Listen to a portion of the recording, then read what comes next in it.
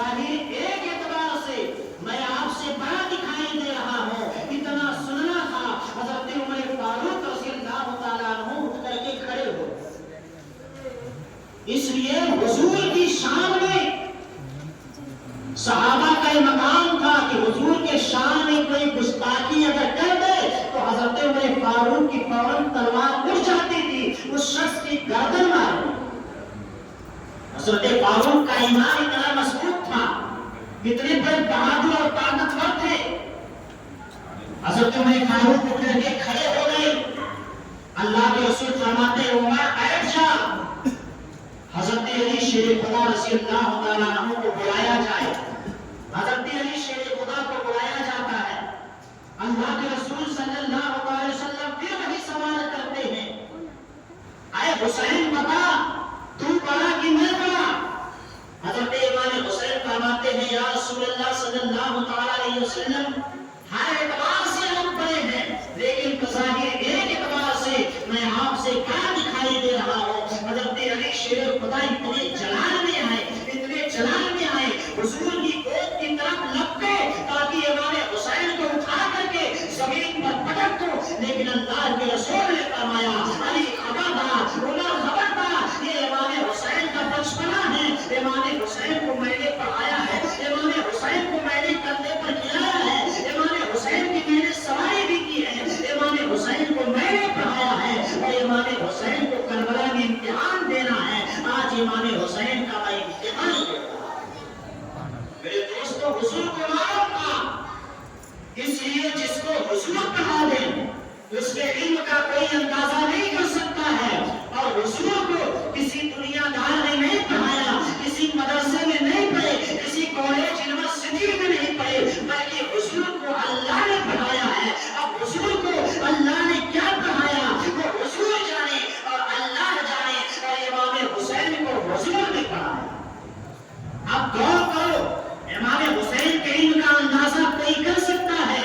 امام علی مقام رضی اللہ تعالیٰ عنہ حضور کے گود میں ہیں، فرماتے ہیں یا رسول اللہ ہر اعتبار سے آپ بڑے ہیں، لیکن بظاہر ایک اعتبار سے میں آپ سے بڑا دکھائی دے رہا ہوں۔ اللہ کے رسول صلی اللہ علیہ وسلم فرماتے ہیں علی جاؤ فاطمہ کو بلا کر کے لاؤ تاکہ فاطمہ بھی سن لے۔ اب فاطمہ تشریف لاتی ہے، پھر وہی حضور فرماتے ہیں اے حسین بتا تو بڑا کہ میں بڑا؟ امام حسین پھر وہی جملہ دہراتے ہیں یا رسول اللہ ہر اعتبار سے آپ بڑے ہیں، لیکن بظاہر ایک اعتبار سے میں آپ سے بڑا دکھائی دے رہا ہوں۔ اتنا سننا تھا، حضرت فاطمہ الزہرا رضی اللہ تعالیٰ عنہا زمین پر گرتی ہے، بے ہوش ہو جاتی ہے، انہیں پانی مارا جاتا ہے، پانی کا چھڑکاؤ کیا جاتا ہے، حضرت فاطمہ ہوش میں آتی ہے۔ اللہ کے رسول صلی اللہ علیہ وسلم فرماتے ہیں لوگوں گھبرانے کی ضرورت نہیں ہے، لوگوں پریشان ہونے کی ضرورت نہیں ہے، میں نے حسین کو پڑھایا ہے، میں نے حسین کو سکھایا ہے، اب میں حسین کا امتحان لے رہا ہوں تاکہ دیکھوں میرا حسین کامیاب ہوا کہ نہیں ہوا۔ اب اللہ کے رسول فرماتے ہیں اے حسین بتا تو کس طرح سے بڑا ہے اور میں کس طرح سے بڑا ہوں؟ تو امام حسین فرماتے ہیں یا رسول اللہ یا حبیب اللہ صلی اللہ علیہ وسلم آپ کے صدقے میں اللہ نے زمین بنایا ہے، آپ کے صدقے میں آسمان بنایا ہے، آپ کے صدقے میں جنت و دوزخ کو پیدا کیا ہے، آپ کے صدقے میں ساری کائنات کو بنایا ہے، اس اعتبار سے آپ بڑے ہیں۔ تو اللہ کے رسول فرماتے ہیں اس اعتبار سے میں بڑا ہوں تو پھر تو کس اعتبار سے مجھ سے بڑا ہے؟ تو امام حسین فرماتے ہیں یا رسول اللہ میری نانی حضرت خدیجۃ الکبریٰ ہے، لیکن آپ کی نانی حضرت خدیجۃ الکبریٰ نہیں ہے، میری نانی رسول اللہ میرے نانا کی بیوی ہے، وہ میری نانی لگتی ہے، اور نبیوں کے سردار کی بیوی میری نانی ہے، اور کسی نبی کے سردار کی بیوی آپ کی نانی نہیں ہے۔ امام حسین کا جواب دیکھو، بچپنے کا زمانہ ہے، فرماتے ہیں یا رسول اللہ نبیوں کے سردار کی بیوی میری نانی ہے، اس لیے میرا مقام بڑا ہے، اور کسی نبی کے سردار کی بیوی آپ کی نانی نہیں ہے، اس اعتبار سے آپ مجھ سے چھوٹے ہیں۔ یا رسول اللہ صلی اللہ علیہ وسلم نبیوں کے سردار میرا نانا ہے، اور کوئی نبی کا سردار آپ کا نانا نہیں ہے، اس اعتبار سے میں بڑا دکھائی دے رہا ہوں۔ نبیوں کے سردار کی بیٹی میری ماں فاطمہ ہے،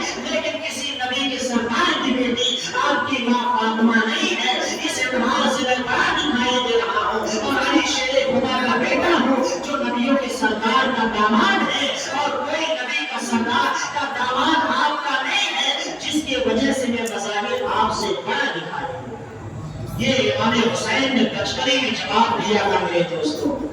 امام حسین کی خوش خلقت دیکھو، امام حسین کی محبت دیکھو، امام حسین کی جوش دیکھو، جو حضور نے بچپنے میں حضرت امام حسین رضی اللہ تعالیٰ عنہ کو پڑھایا تھا میرے دوستوں۔ کربلا میں امام حسین جب تشریف لے گئے ہیں تو امام حسین یہی فرماتے تھے، اے یزیدیوں آخر بتاؤ تم لوگ مجھے قتل کرنے پر کیوں تلے ہو؟ امام علی مقام رضی اللہ تعالیٰ عنہ سرزمینی جب کربلا پر تشریف لے جاتے ہیں تو یزیدیوں سے فرماتے ہیں، یزیدیوں مجھے مارنے پر کیوں تلے ہو؟ کیا کبھی میں نے نماز پنج وقتہ چھوڑی ہے؟ کیا میں نے نماز تہجد کو چھوڑا ہے؟ تو یزیدی کہتے ہیں نہیں۔ فرماتے ہیں کیا کبھی میں نے کسی کا قتل کیا ہے؟ تو یزیدی فرماتے ہیں نہیں۔ امام حسین فرماتے ہیں یزیدیوں بتاؤ کیا کبھی میں نے عبادت میں خیانت کی ہے؟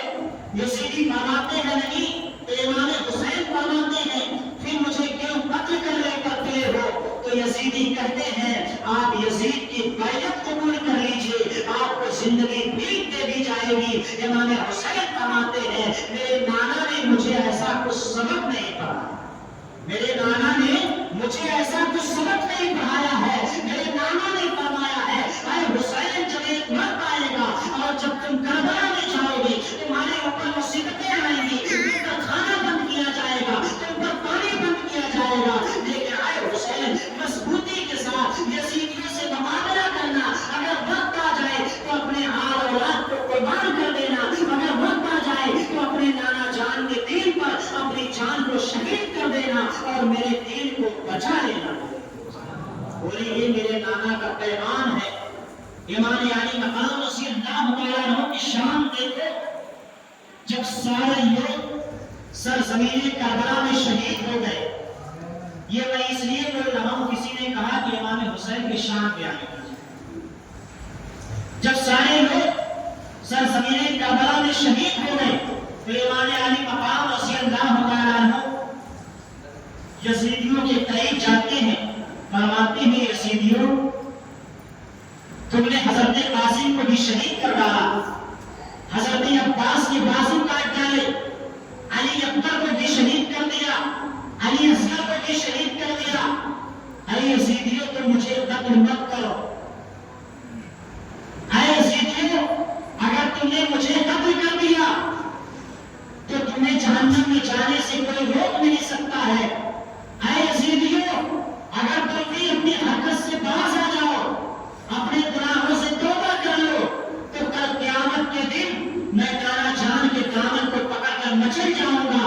امام علی اکبر کے قاسم کے قاتل کو معاف کر دوں گا، علی اکبر کے قاتل کو بھی معاف کر دوں گا، علی اصغر کے قاتل کو بھی معاف کر دوں گا، بھائی عباس کے جو بازو کاٹے گئے میں ان کے بھی قاتلوں کو معاف فرما دوں گا، لیکن اے یزیدیوں اگر تم نے مجھے قتل کر دیا تو معافی نہیں ملنے والی ہے، تم جہنم کے حقدار بن جاؤ گے۔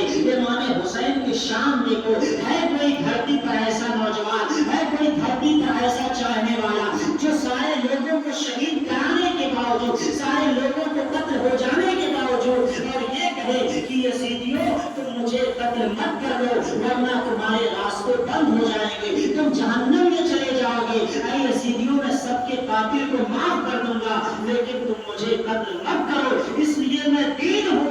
مومن کا قاتل بخشا جا سکتا ہے لیکن دین کا قاتل بخشا نہیں جا سکتا۔ کون ایسا شخص ہے قتل کرنے کے باوجود قاتلوں کو معافی دینے کا وعدہ کر رہا ہو؟ یہ دھرتی پتر نہیں میرے دوستوں، یہ دھرتی پتر نہیں، وہی پتر ایسا کر سکتا ہے جو مٹی سے نہیں بلکہ نور سے بنا ہو۔ تیری نسل پاک میں ہے بچہ بچہ نور کا، تو حقانی نور تیرا سب گھرانہ نور، حضور کا پورا گھرانہ نور کا ہے۔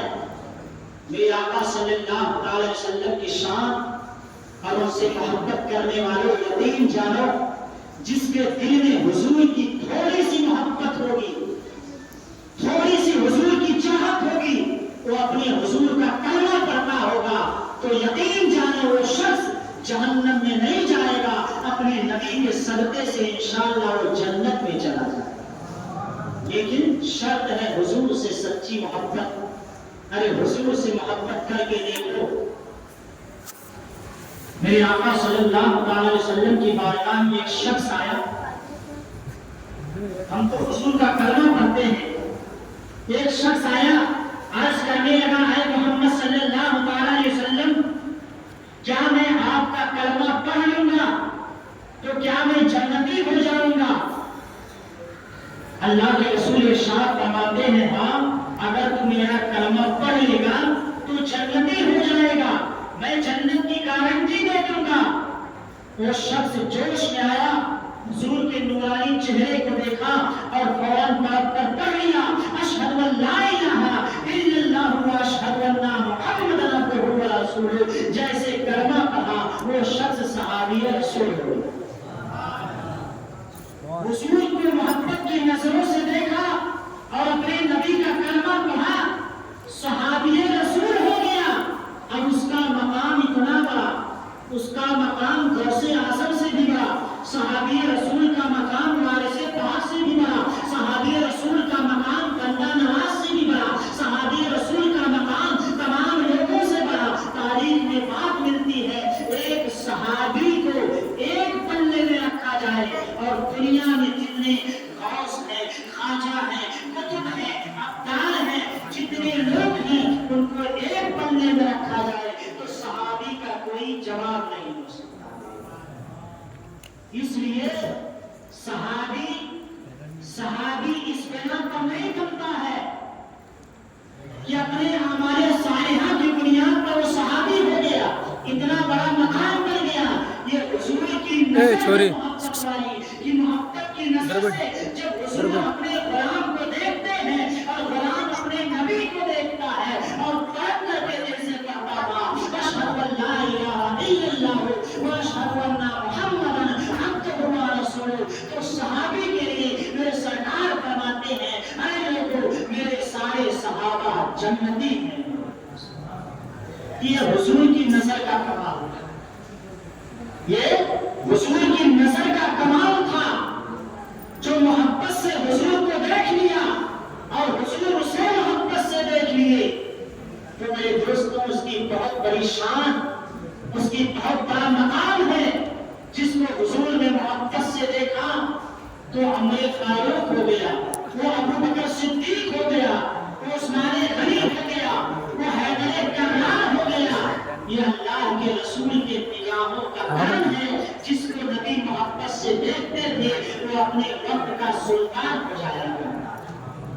हम तो अपने नबी का कलमा पढ़ते हैं, आप भी अपने दिल के अंदर, अपने दिमाग के अंदर ये सोचो, या रसूल अल्लाह, मैं भी आपसे मोहब्बत करता हूँ, या रसूल अल्लाह, आप भी मुझसे मोहब्बत फरमाए। जहाँ बानी अता करते कहीं जन्नत पैदा करते, हुजूर ताजुश शरीया फरमाते हैं, जहाँ बानी अता करते भरी जन्नत पैदा करते। अरे हुजूर मुख्तार कुल है, जिसे जो चाहे अता करते। हुजूर मुख्तार कुल है, जिसे जो चाहे अता करते। ये मेरे नबी की शान है, मेरे नबी की अस्मत है। मेरे दोस्तों, अगर हम भी अपने नबी से मोहब्बत फरमाएंगे तो इंशाअल्लाह हम गुलामों के तक भी मेरे आका तशरीफ लाएंगे। बताया गया है कि कब्र के अंदर 3 सवाल होगा और आखिरी सवाल हुजूर के बारे में। और जो हुजूर से मोहब्बत करता होगा सच्चा, हुजूर उसी के कब्र में तशरीफ लाएंगे। और जो हुजूर का जिक्र सुनना होगा, जो हुजूर की तारीफें सुनता है, हुजूर के दमदारी मुबारक ऐसे थे, उनके भाई मुबारक ऐसी थी, उनके सुनते मुबारक ऐसे थे, हुजूर इस तरह से थे, जो बार बार अपने नबी का जिक्र सुनता रहेगा। जब वो गुलाम कब्र में देखेगा तो देखते ही अपने आका को पहचान लेगा और कहेगा, फरिश्तों पूछते क्या हो, यही तो हमारे नबी गुंबद खज़रा में आराम फरमाने वाले आका हैं, जिनके सदक़े में मैं पैदा हुआ, जिनके सदक़े में जवानी गुजरी, जिनके सदक़े में बुढ़ापा आ गया,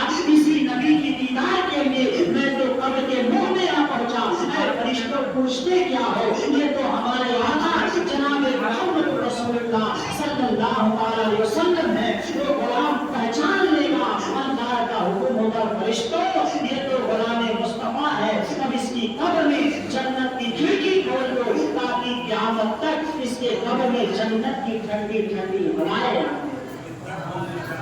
یہ غلام مصطفیٰ کی شان ہے، تو محبت کرو حضور سے۔